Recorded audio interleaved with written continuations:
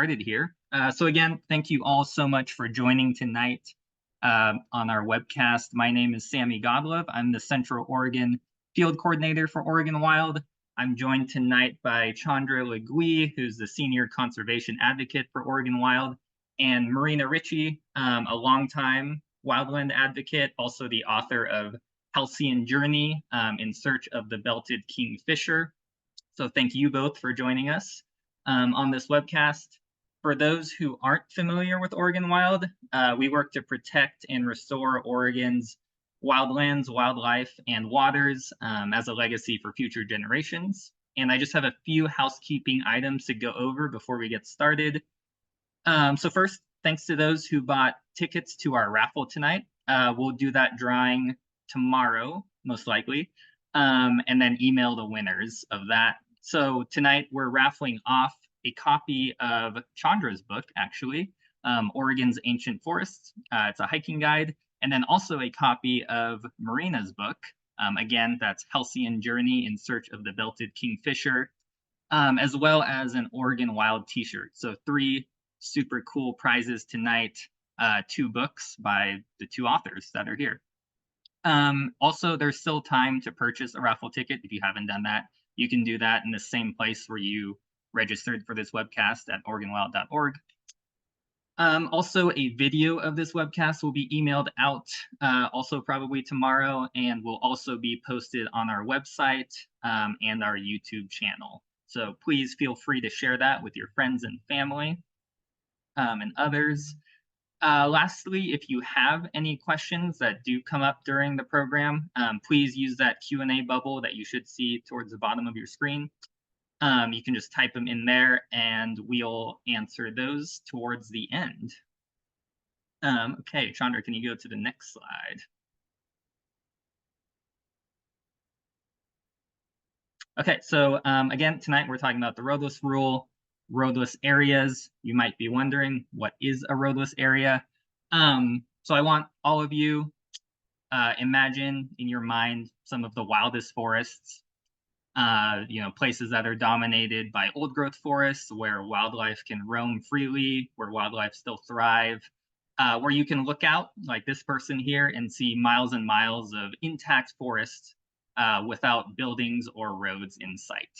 So that place you're picturing, or if you're just looking at this photo, these are our roadless areas.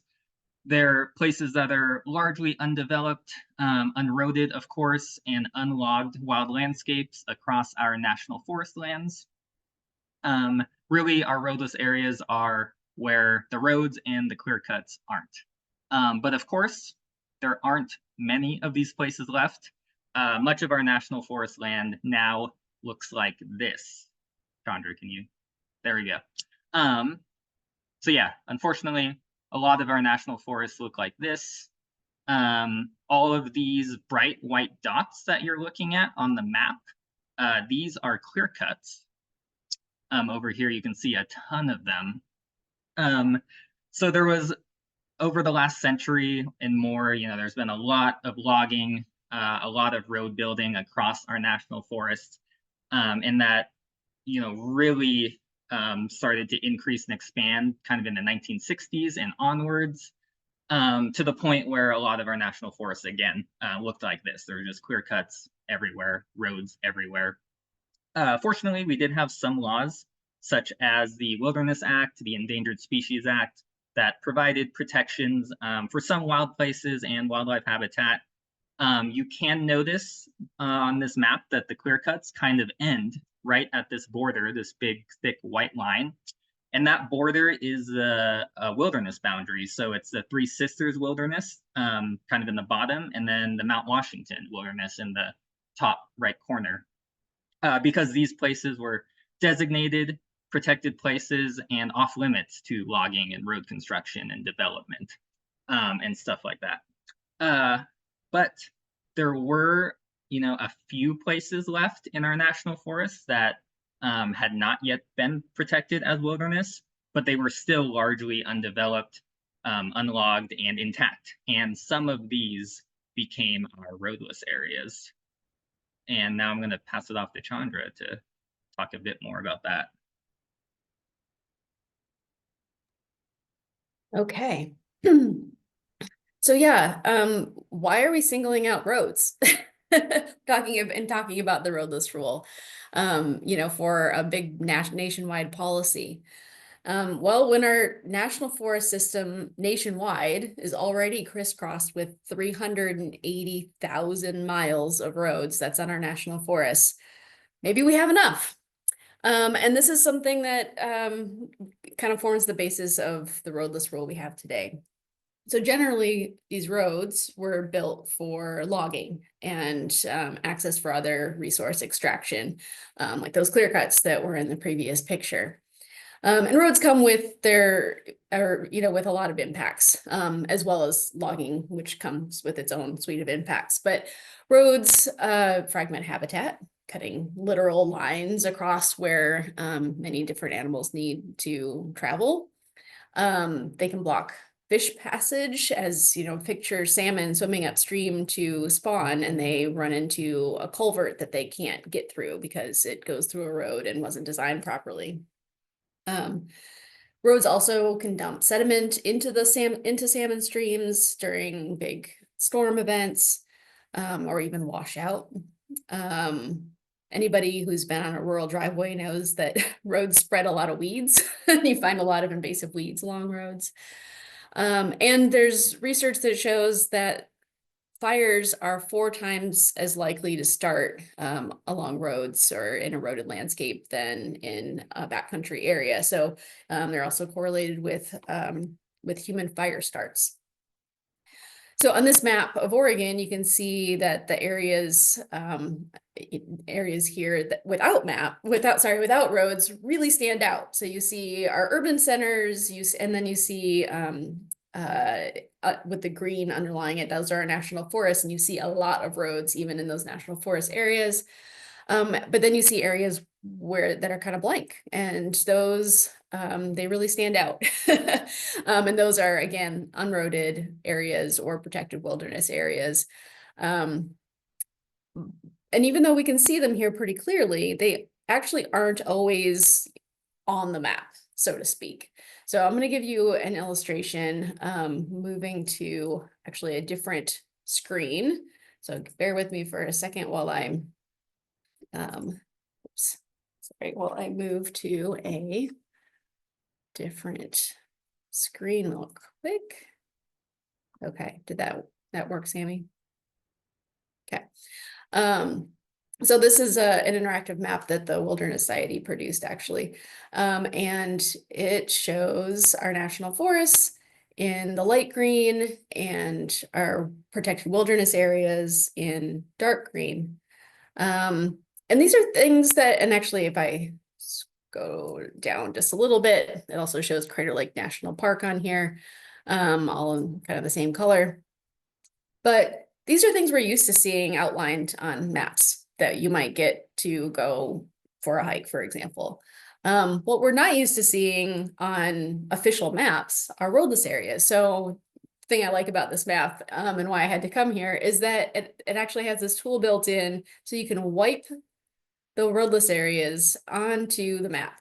And so you can see that surrounding many of these wilderness areas that are protected, I'm pointing at the Three Sisters Wilderness here, there are roadless areas adjacent to them that have so many of the same qualities. No roads, they've never been logged, they have great trails and wild habitat, but they don't show up on most maps, even though they are often contiguous with the wilderness areas and have the same quality. So just kind of an interesting factoid, and coupled with the fact that for the last 25 years almost, we haven't really had to worry about these roadless areas thanks to the roadless rule. There's kind of a lack of awareness that these places have some special status and that they have really important values. And so that's one reason why we're here tonight. So let me go back to the slideshow real quick.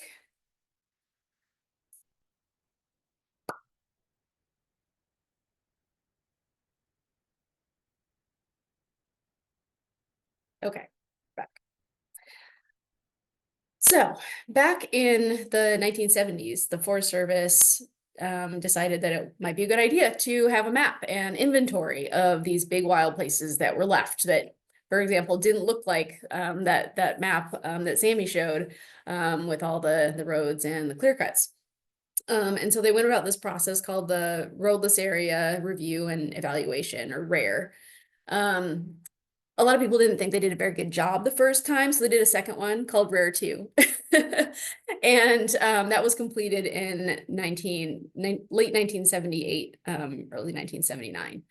And I pulled up this old newsletter from Oregon Wild's history from May of 1978, just kind of illustrating that we were involved way back then to hold the Forest Service accountable to actually map and inventory all the roadless areas that were out there, these big wild undeveloped places.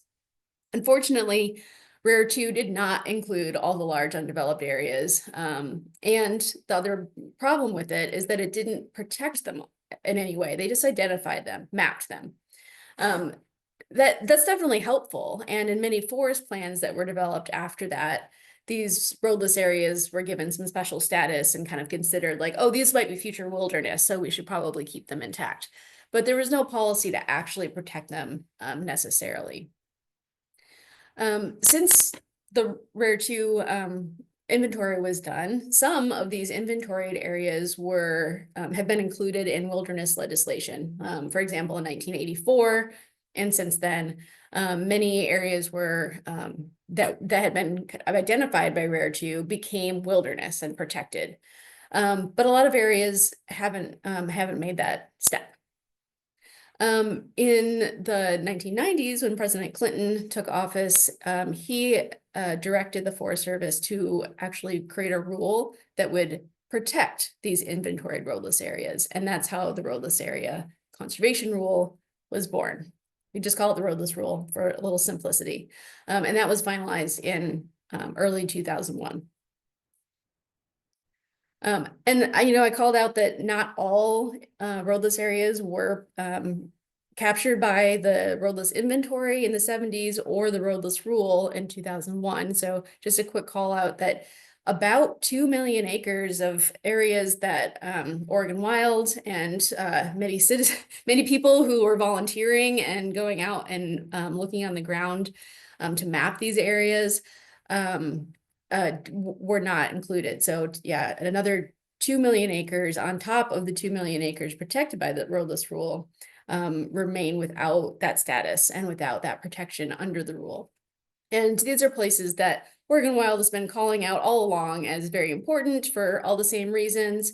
And we've worked to gain protections for either through wilderness or just when we do our forest defense work, if there's a timber sale planned in one of these areas or adjacent to one of these areas, for example, we bring that up and the importance of these citizen inventoried areas.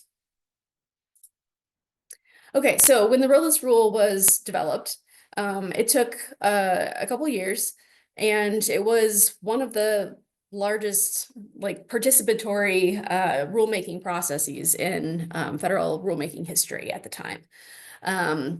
They held 600 public meetings over the course of the development and received over 1.5 million public comments during the various public comment periods. The most comments that the Forest Service had ever received on an issue. And that is in large part because people really care about these areas. And because honestly, it was quite bipartisan. There were people working to pass the Roadless Rule or to get it enacted, who were hunters and fisher people and parts of the outdoor industry that were promoting recreation, in addition to conservationists who value these places for some of our more esoteric values. And that coalition really helped drive public comments and public support for this rule. So in the end, what does it do? It protects about 58.5 million acres of these inventoried roadless areas, inventoried in the Rare 2 process. That's in 38 states plus Puerto Rico, so 39. And they're, mostly in the west, as you can see in this kind of blurry map. Sorry, I just pulled it from the Forest Service website. But you can see that there are roadless areas in Florida and in New Hampshire, as well as across the west.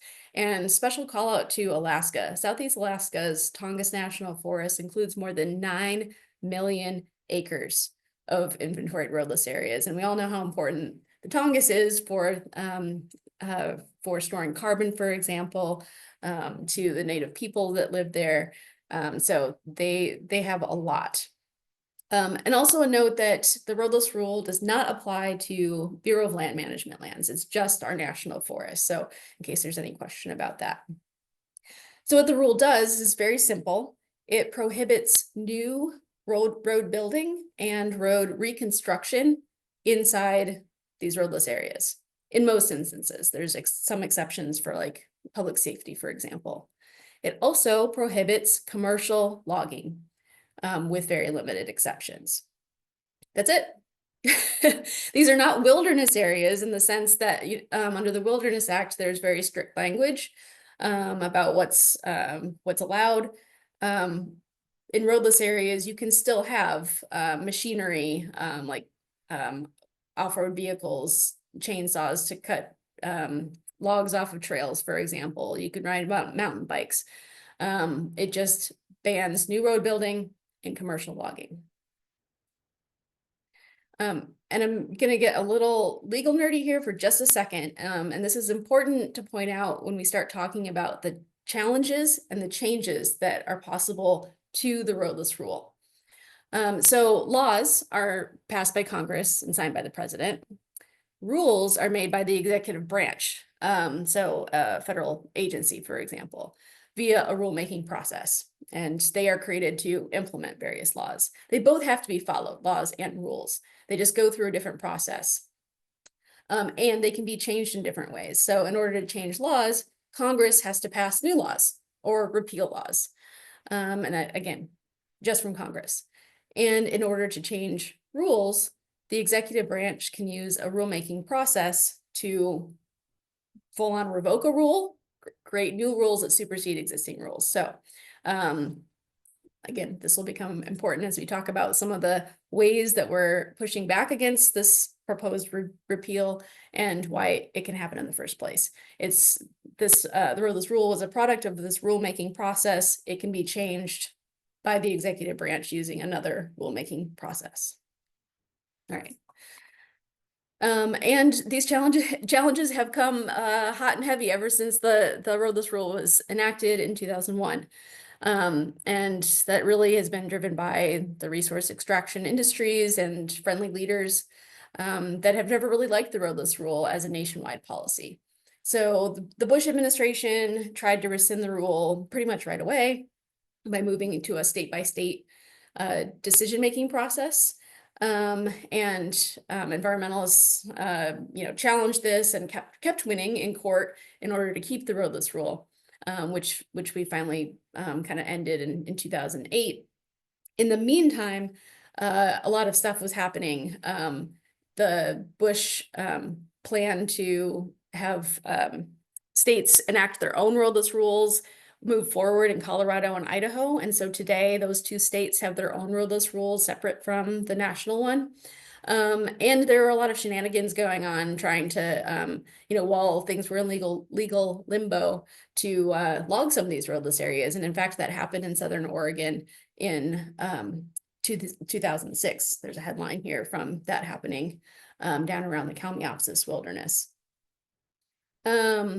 The Tongass National Forest has been kind of part of a back and forth for years as well, where in the first Trump term, he tried to exempt the Tongass from the Roadless Rule. Biden put it back in place, and yeah, it's been kind of a mess. Right now, where we are is that the Trump administration has voiced its intent to repeal the Roadless Rule, including in the Tongass National Forest, but not in Colorado and Idaho because they have their own rules. Okay, that's all the background. Whew. I'm going to turn it over to you now, Sammy. You're muted still. All right, thanks, Chandra. So yeah, if you all remember back to our quiz at the very beginning, for those who participated, it's nearly 2 million acres in Oregon that is protected by the Roadless Rule. That's inventoried roadless area. And these are all on national forests, so not Bureau of Land Management lands. And you know, I love all my public lands, as I'm sure all of you out there do. And I try not to pick favorites, but of course we all do, I'm sure. And I have to pick favorites here because these roadless areas, they really are the best of our public lands. Of those 2 million acres, it includes 800,000 acres of old growth in Oregon. Um, these protected areas include drinking watersheds that provide clean drinking water to more than 2 million Oregonians, including Marina and I, and Chandra, you too, maybe? Um, Marina and I definitely in Bend. We both live in Bend. Also, these places provide critical habitat, again, for, imperiled species, salmon, marbled murrelets, many other native species. And of course, they provide some pretty remarkable outdoor recreation opportunities. Can you go to the next slide? Perfect, thank you. So on this map, this is an interactive map. If you go to our website, the link is on the slide here. You can go to this and zoom in, click around, and find the names of each of these places and some other information. So it's kind of a cool tool to use.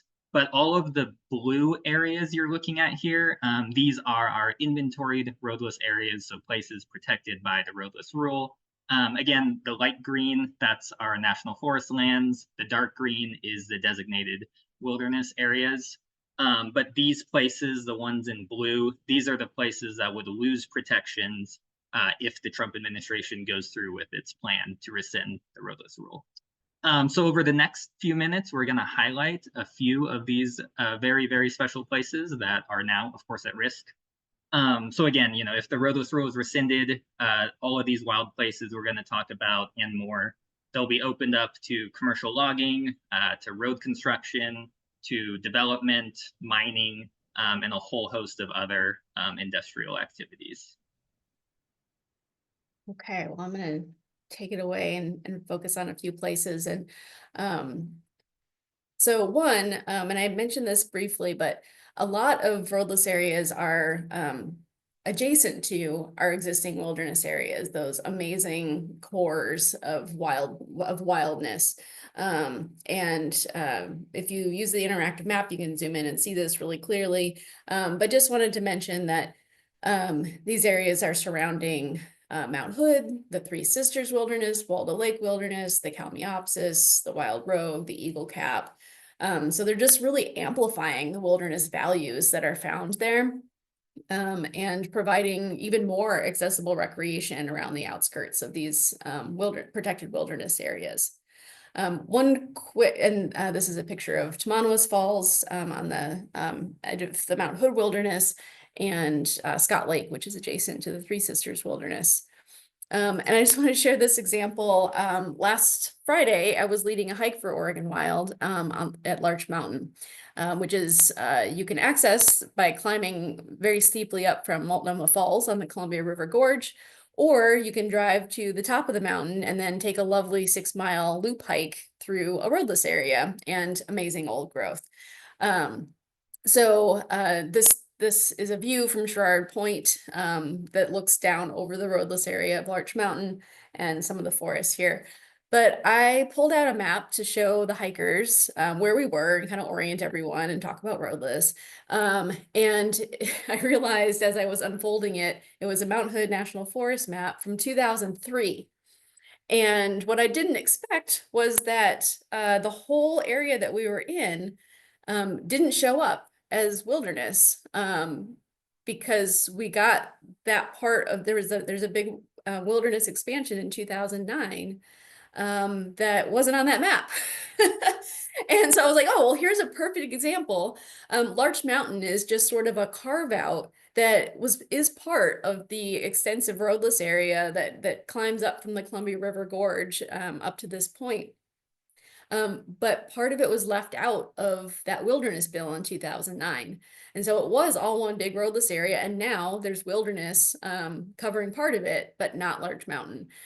So kind of a good example of how the roadless rule kind of held some of these places safe, I guess, or can continue to hold these places safe while they wait to become wilderness, especially when, you know, they're adjacent to and surrounded by wilderness. So anyway, kind of a cool spot. And then I'm going to talk a little bit about the Cascades. So I live in Eugene, and so the Western Cascades are the place that I spend most of my time recreating. So there's a lot of roadless areas here, covering mostly the Willamette and the Umpqua National Forests. Some of them are attached to existing wilderness areas, as you can see on this map. And many contain important headwater streams to like the Mackenzie River where I get my drinking water, but the actual source isn't in a roadless area, Sammy. So, and because they haven't been logged, they contain some of our last remaining mature and old growth forests, which are so important for our climate and not to mention, you know, wildlife and clean water and recreation.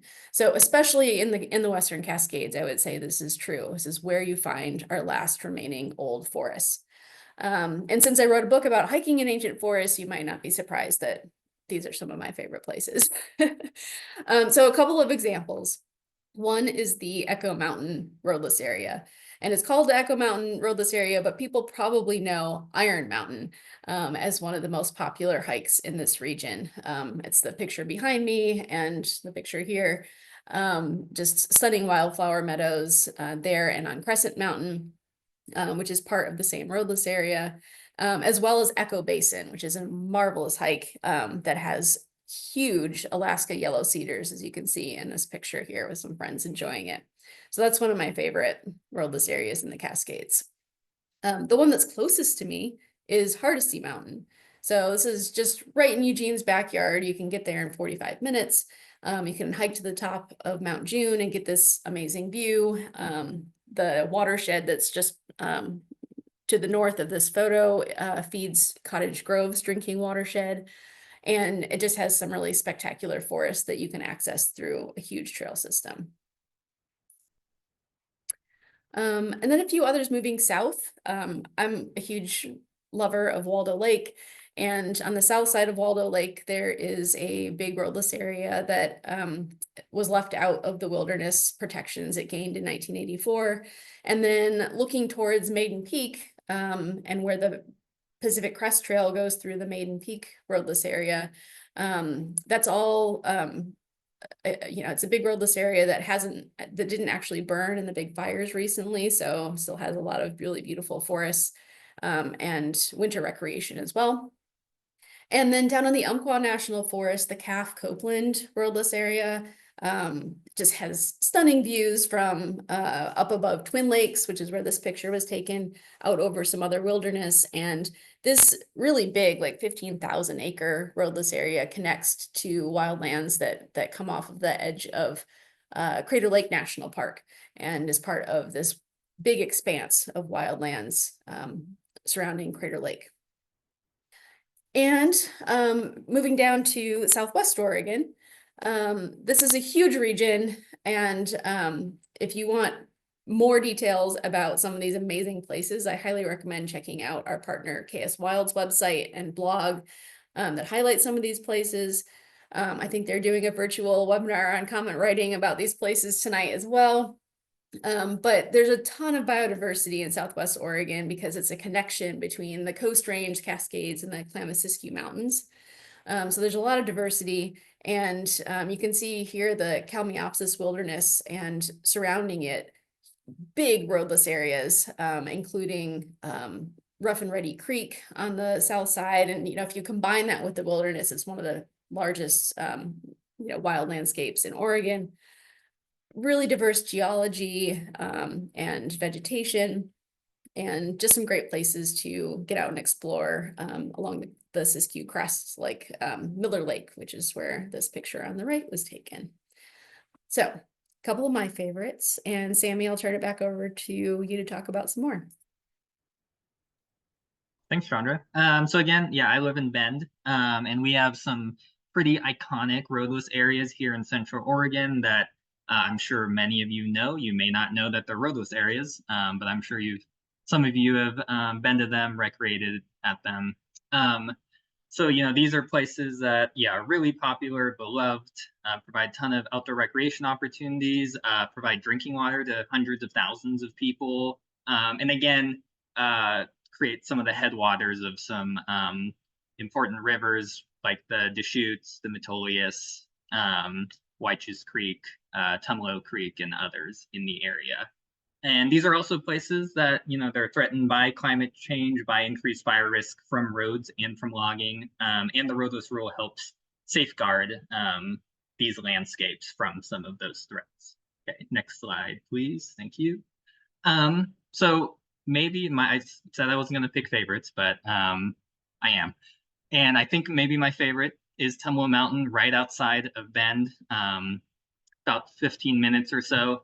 This includes Tumalo Mountain itself, which is a very popular place to backcountry ski and snowshoe and hike. Also around Tumalo Falls, which some folks may have been to. The Swampy Lakes cross-country ski trails, which is a really popular area. Some of the most popular mountain bike trails as well, outside of Bend. So pretty big roadless area, over 14,000 acres. And really importantly, pretty much the entire drinking watershed for Bend is encompassed by this roadless area. So it provides really important protections for drinking water for everyone in Bend, everyone who visits Bend, over 100,000 people there. Again, some pretty incredible outdoor recreation opportunities here. It's bordered by the Three Sisters Wilderness. It goes close to Mount Bachelor, borders the Cascade Lakes Highway on one side as well. Pretty spectacular area, tons of waterfalls. Yeah, truly one of our most special places in Central Oregon. Also the Cascade Lakes, I'm sure a place many people know. So Hosmer Lake and Sparks Lake are within the roadless area here.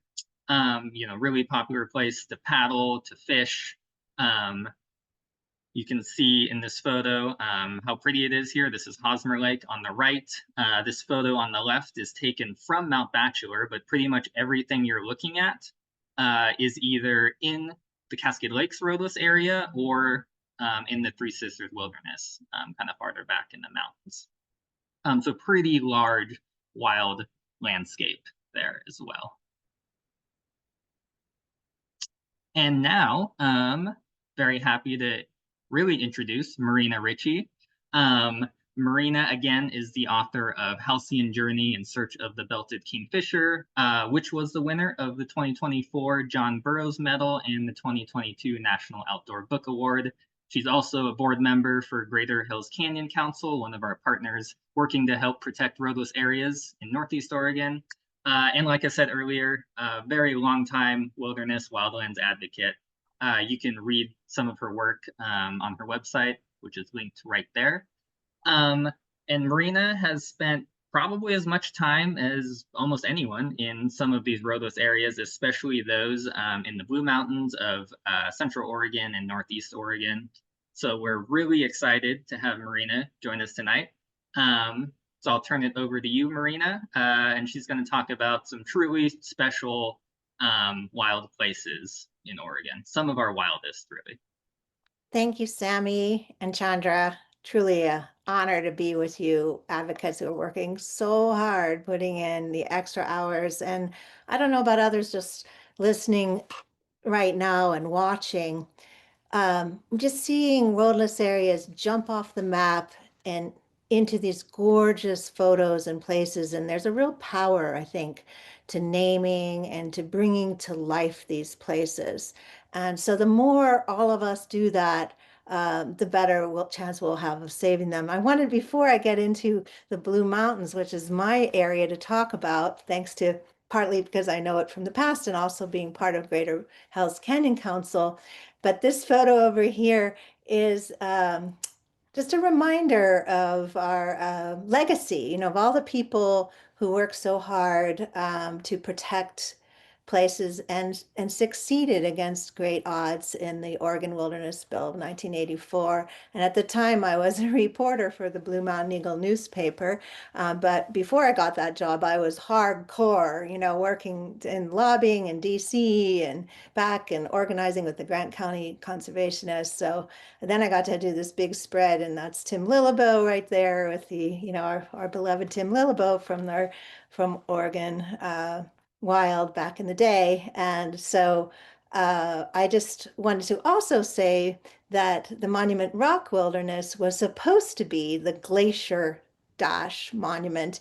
Monument Rock Wilderness is 20,200 acres on the Malheur. That's at Table Rock Lookout. And we tried very hard to protect the other part, which is Glacier Mountain. And it is a connector to this from Monument Rock to the Strawberry Mountain Wilderness is of 16,450 acres. And it was bouncing back and forth during the final stages of deciding what was in and out of the bill. Like one day it was Glacier in, one day, next day it was Monument in. And this is how random it can be sometimes, and also how important it is for us to realize that these roadless areas basically are wilderness, but they aren't designated yet, and we have to keep them that way so that we can protect them forever. And we'll get into more of that later, but let's jump ahead to the map. And the Blue Mountains area, of course, it starts all the way over to the Ochocos on the west side, goes up into through the to the border of Washington and Idaho. You can see on here all the blue around here, that is the roadless areas. There are about 700,000 acres in the mission area of the Greater Hells Canyon Council. So I think that doesn't quite go all the way to Lookout. So there's more than that probably. It's very important cold water refugia. By that, something that illustrates that is there's a roadless area that's up north of La Grande. You can see that up there called the Grand Juan River roadless area. And this is quite a fact, so I have to bring it up, is that because that river, you can see it going through private lands, is heating up because it's going through ranch lands and agriculture and all of that. It gets to this roadless area up to the north, and this Looking Glass Creek comes in and others, and the river actually cools by 10 degrees. I mean, that's how important these places are. So the other thing to just think about is this is actually the largest forest ecosystem in Oregon. And that it's not dry forest. There's a lot of wet forest too. It's very lush in places. And I think that's something else we should think about, is that there's few places left on the planet, really, where we can have functioning ecosystems, where wildlife has connectivity. And the Blue Mountains Trail that runs now 530 miles basically connects all these 7 wilderness areas in Northeast Oregon and goes through all these roadless areas. And it's pointing to the integrity of this place and why this is actually pretty intact, even despite a lot of roads. So if we can keep it that way, we'll be in good shape, but if we lose it, we're in trouble. So we'll move on to Lookout Mountain. Let's start to the west, and near and dear to a lot of us in Bend. It's not too far, and it's the highest peak in the Ochocos, 7,000 feet. One of the things that I love about it, and many do, is this beautiful trail. It's about a 7-mile round trip, goes through one gorgeous different place after another. You're in these incredible big ponderosas, and then you're in wildflower meadows, and then you're in aspen, and then you're in thick fir, and then you come out on this incredible summit that's open, sagebrush, see forever, look at the Cascades. If you're a birder like I am, you'll see really cool birds. Like I've seen a family of northern three-toed woodpeckers up there, which is pretty unusual. Black-throated gray warblers, for those in the warbler fans. So incredibly important area. And now we'll move to the next spot, moving right along. So we're going to jump all the way over to the Eagle Cap Wilderness, which is Oregon's largest wilderness area. And you saw on the map how there's like a lot of these places, there's areas around the wilderness that are critical connectors. So this is connecting. I'm going to talk first here about Lake Fork, and Lake Fork Roadless Area is actually very important to connecting the Hells Canyon National Recreation Area, Eagle Cap Wilderness, and it has a real history of people fighting for it, including some wonderful environmentalists, Mike and Donna Higgins in Halfway, who in 1986 formed the Friends of Lake Fork group. And it was back at a time when I was working on my thesis on Hells Canyon for my journalism master's degree. So I was out there at these, looking at some of these places and also logging incursions. So it's thanks to them that we have this 22,760 acres and others who have worked hard to protect it. It's lynx habitat. It's really important hydrology, great spot. And then I want to connect it over here to this beautiful picture of one of my favorite places in the world, which is the Imnaha River area, the upper Imnaha that comes out of the Eagle Cup. And just this whole area, I want you to just keep in mind is where wolves came into Oregon. First moose came into Oregon. If a grizzly bear is ever going to come into Oregon, it's going to come this way. It's wild country off the Snake River, Hells Canyon, and just vital in so many ways to our future. Threatened Chinook salmon are coming 550 miles up the Columbian Snake and Imnaha to spawn in this area. So vital stuff. Okay, now why isn't that wilderness, right? Elkhorn Mountains are pretty classic, right? But they've been over the years really have tried to get that into and protect it as wilderness, but it's a roadless area. So the Elkhorns are part of a huge roadless area system near Baker City that's like 67,000 acres. The Elkhorns themselves, home to mountain goats. They're beautiful alpine lakes. The Blue Mountains Trail goes along the Elkhorn Crest Trail. There's endangered whitebark pines that are finding havens. It's a lot of headwater country. So I'm sure many of you have been up there, and we need to keep it roadless. And the last two I'm going to mention out of the many, we'll start with Hellhole. I like that Chandra put not as bad as it sounds.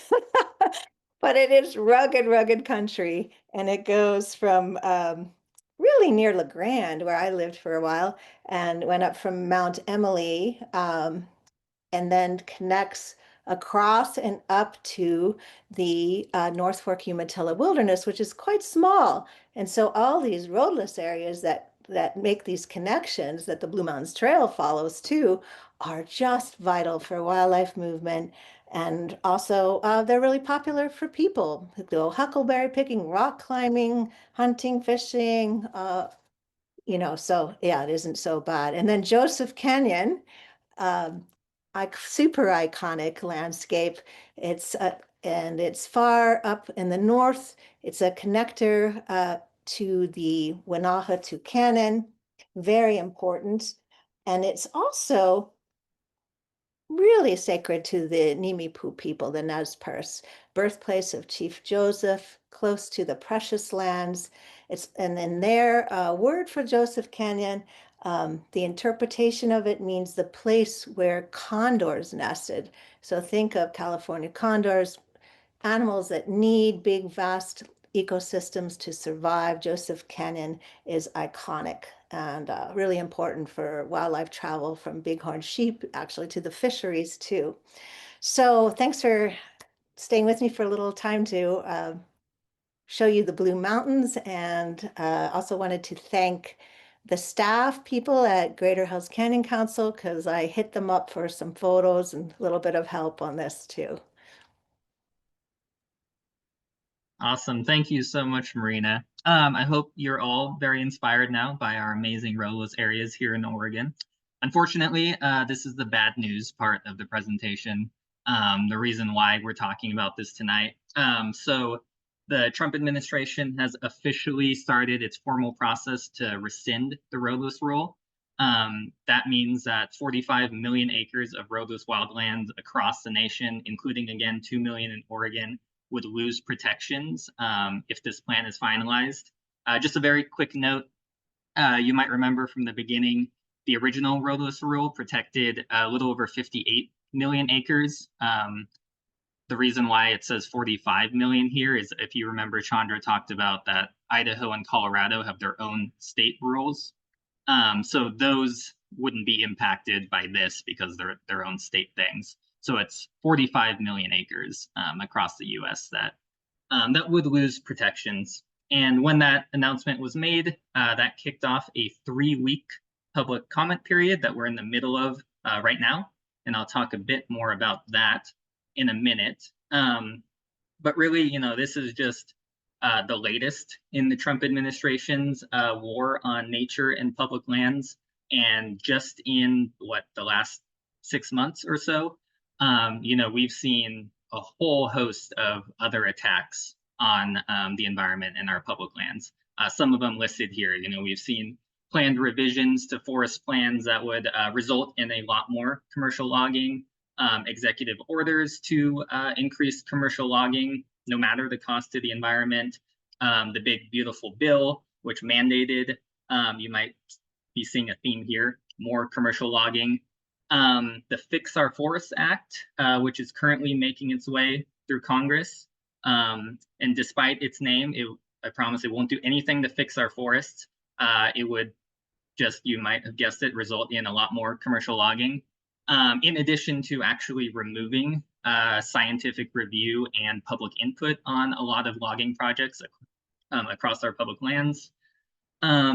We've also been seeing attacks on some of our bedrock environmental laws, like the National Environmental Policy Act, NEPA, and the Endangered Species Act. And then, of course, lots of cuts to agency funding and staff. So, all of these are being pushed right now, and they're all kind of working together and would result in, again, a lot more timber production, a lot more development, a lot more harm to our public lands. You can go to the next slide. So what happens if the Roadless Rule actually goes away? So a lot of these roadless areas, a lot of the ones we just talked about, all those 2 million acres, they would instead be subject to local forest management plans. For example, the Northwest Forest Plan, the Blue Mountains Forest Plan. But right now, the administration is also planning to revise those forest plans and to remove a lot of the protections for wildlife habitat and for mature and old growth forests. And again, it will result in more commercial logging.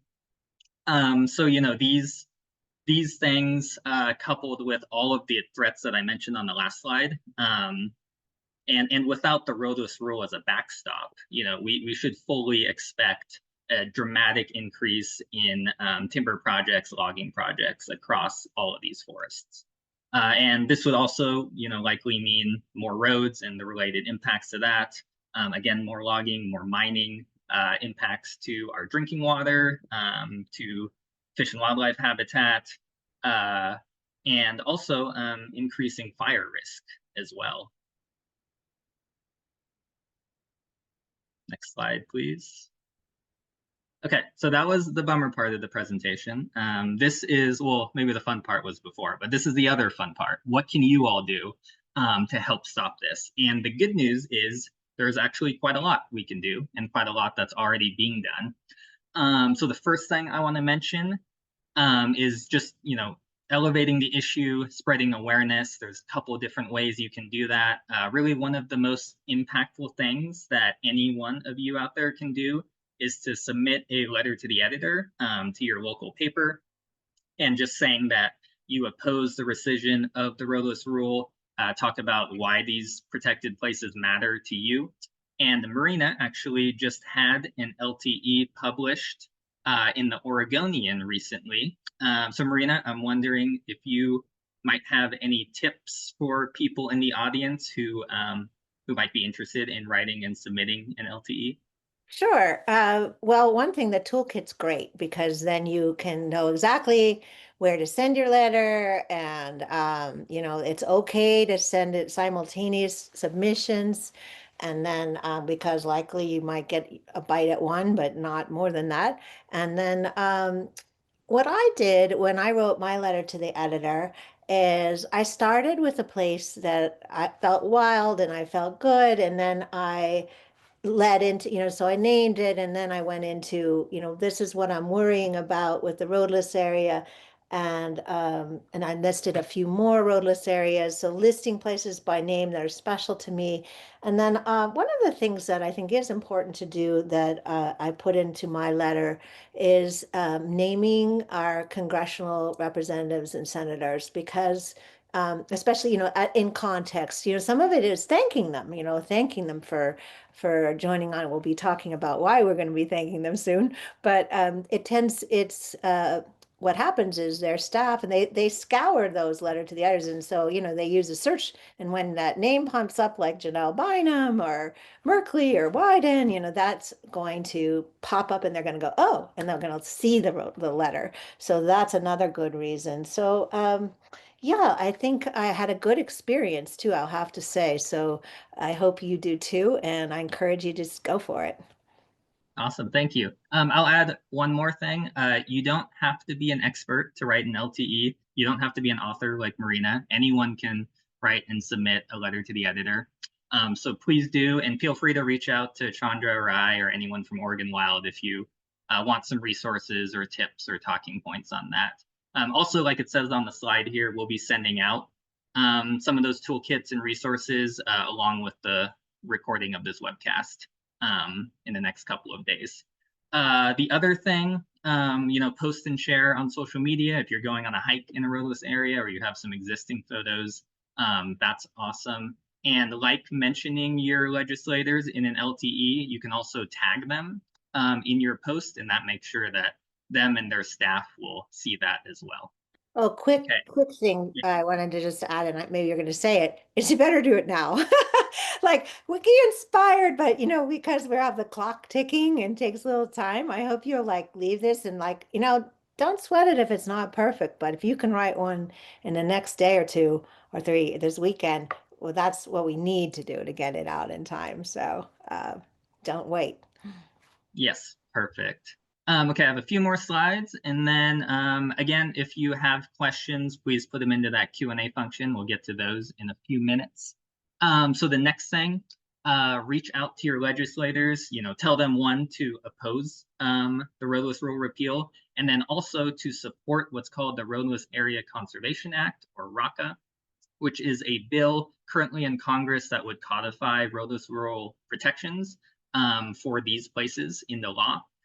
So remember back to Chandra's slide earlier about a rule versus a law. So while an administration can create or repeal a rule on its own, it can't repeal an act of Congress on its own. And if RACA passes, that's what that would be.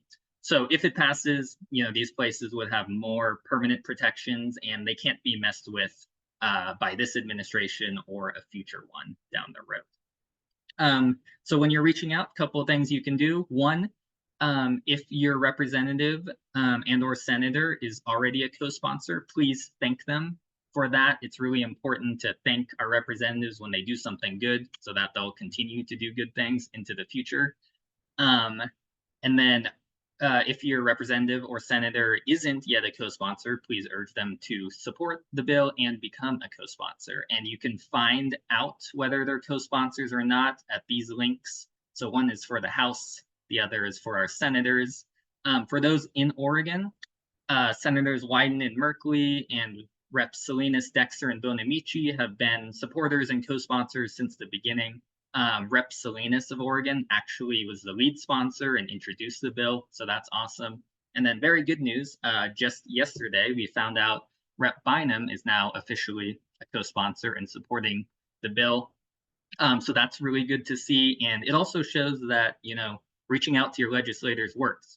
I know there's been a ton of outreach to Rep Bynum's office over the past few weeks about this issue, and good on them because they listened. And now they're supporters. So remember, this stuff actually works.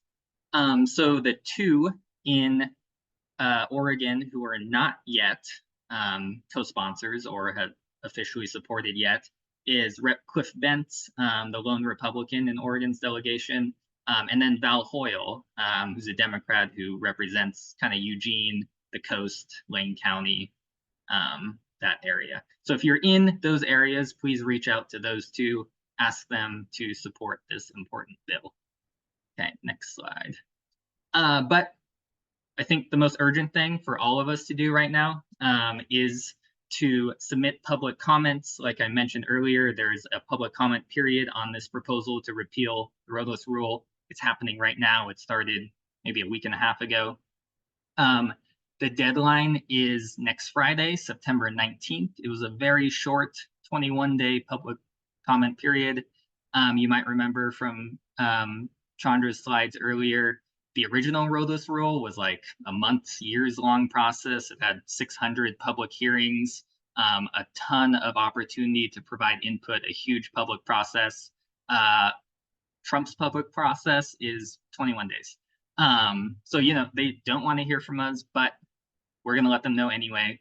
And if, you know, a ton of us submit public comments, if there's overwhelming public support, you know, we can make a difference in protecting some of these areas. And this is where quantity really matters.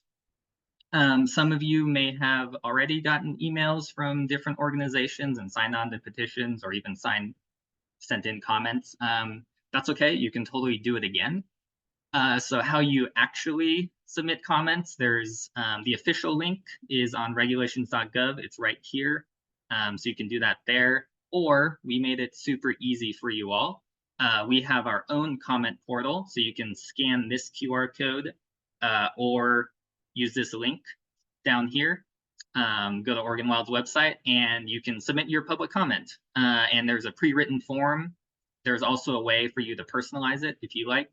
And in addition to submitting a public comment, it will also send a message to your legislator about RACA. So kind of a double whammy there, which is awesome. Okay, next slide. When you're doing your public comment, this also applies for if you're doing a letter to the editor or reaching out to your legislator.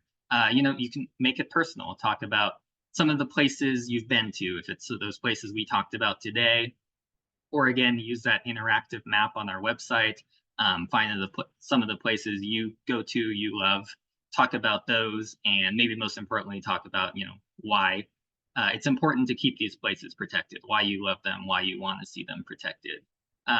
Here's some other talking points you can include if you so choose.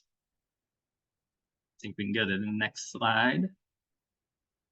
And then here's just a little way you can structure your comment if this is helpful. So first, you know, talk about why this matters to you, why you're interested. If you're someone, you're an outdoor recreationist and you love going to these places. If you want to see these places protected for your kids or your grandkids or future generations, whatever it is. And then most importantly, clearly state what your position is. So hopefully all of you oppose this, or most of you. So say, I oppose the repeal of the Roadless Rule. And then, you know, include why. So why are roadless areas important? Why is protecting these places important? Why is the Roadless Rule important? A lot of the things that we've been talking about tonight. Here's that link again, just in case any of you missed it. But again, we'll be sending these out along with the recording to everyone in the next couple of days. So be on the lookout for that. Please submit your public comment. Again, the deadline is next Friday, September 19th. So we don't have a ton of time. But yeah, please do that. Please get your LTEs in. Share on social media, all the things. And then very quickly, so we are in this public comment period now that again ends at the end of next week, but that's not the end of this process at all. We're really just in the beginning of it. So there will be other opportunities to engage. Up here is kind of the draft timeline that the Department of Agriculture has laid out. So we expect there to be, hopefully, another public comment period next spring. And then a final decision on this could come out sometime next fall. So until there's a final decision, the Roadless Rule is still in place. These places are still protected. But of course, they are very much under threat right now. So until then, we all need to keep making noise about how important these places are, how important these protections are, and to keep the pressure up on the administration, on our legislators to protect roadless areas, to pass the Roadless Area Conservation Act. Very quickly, Oregon Wild is involved in national and statewide coalitions as well, with a ton of great partners working on this. And then we've mentioned a couple of times the Northwest Forest Plan and Blue Mountains Forest Plan. So these are some more local, regional forest plans that are currently being revised. And again, those revisions are not looking great. They're probably going to include a lot more logging, a lot of loss of protections. And these plans also include a lot of roadless areas. So it will be important to weigh in here as well. So please stay tuned for some more info and opportunities to engage on that. And I think that will take us to questions. So again, yeah, if anyone has questions, please put them in that Q&A bubble down there. First question I'm seeing, can an individual send in more than one comment to protect the roadless rule? Yes, you can. And please do. Yeah, at a comment writing workshop last night, we had that question, and basically we hashed out how what they're looking for in comments and what they need to respond to is different issues. And so you can put all of the issues, all the things you want to bring up in one comment letter, or you could put them in multiple comment letters. It's fine to to do any of those. And I also like to say it's not like voting in an election. You can do it more than once.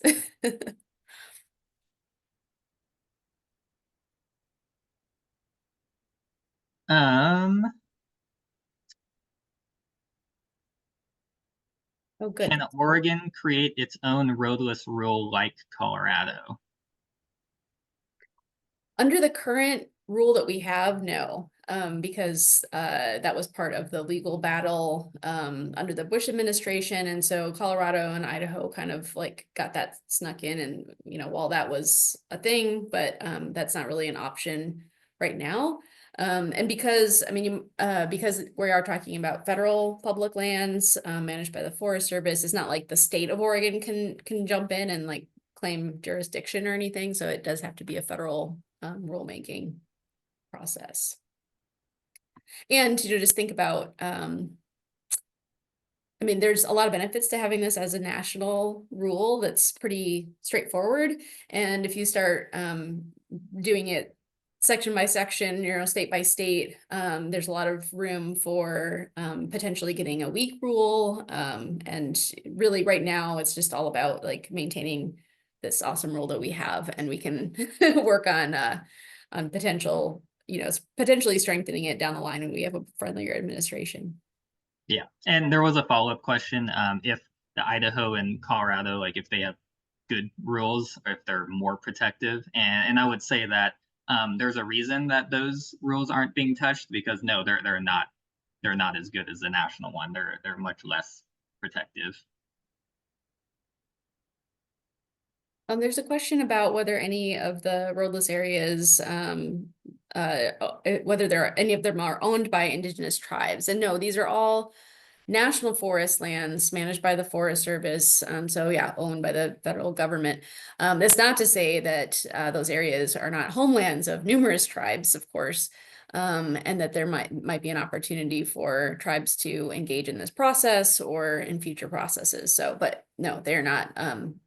Into the lands that tribes own and manage are at this point separate from roadless areas on national forests. Awesome, thanks. Another question, given how critical roadless areas are to municipal watersheds, do you know of any concerted efforts to get water districts to weigh in? I'm not sure specifically about water districts. I know some cities have weighed in, just stating support for the roadless rule and roadless protections. Bend, for example. Yeah, and other states like Governor Kotek has, publicly stated that we should keep roadless rule protections. We should keep these places protected for, reasons like clean drinking water. I'm not sure beyond that though. Chandra, do you know?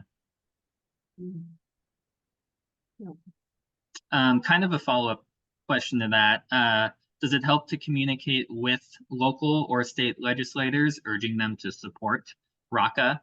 Definitely. So again, this is a bill in Congress. So the ones actually voting on it are our members of Congress, our senators, our House representatives. So our more local state legislators, they wouldn't actually be voting on it, but it's still very helpful to have their support, to talk to them so that they can talk to, our members of Congress and urge them to protect these places and pass that bill as well. Another question, actually, a pair of related questions. Thanks for keeping these coming. Someone asked about, with all of the executive orders and all this stuff happening, how can, just people writing comments make a difference with all these directives to the Forest Service? And I guess I would answer that, well, I mean, I fully don't expect that the Trump administration will listen to all of the outpouring of people saying how important it is to protect these areas. That doesn't mean that our voices aren't important. It's important that we can say an overwhelming majority of people who commented on this support roadless protection. It's important that we can say to our legislators, an overwhelming number of people, like it's weighed in, and so that's why you need to be supporting RACA, for example. And so, yes, it's important to weigh in, and we can make a difference, even if it's not through this, like, it's not like a tally, if 95% of people say they want to keep it and 5% don't, they're going to listen to the 95%. It won't work like that, but our voices are still important. And then a secondary related question I see is about how, if lawsuits help stop the repeal of the roadless rule by the Bush administration, can lawsuits help this time around? And the answer is we expect that probably is a route that will end up being followed. And again, having lots and lots of people and organizations weighing in support of the roadless rule will help in any future litigation. Yes. Exactly. I think that might be all we have time for tonight. So I just want to say thank you all so much for attending tonight. This is a great webinar. Good to see so many people out there who care about this issue. I hope you either have submitted your public comments or will do that. Again, look out for our email with the recording of this, with the different resources and links. And yeah, thank you all again so much. Your support means a lot, and we can't do the work that we do to protect these places without people like you showing up and taking action. And with that, good night, everyone. And huge thank you to Chandra and Marina again for joining. Thanks. All right, take care, everybody.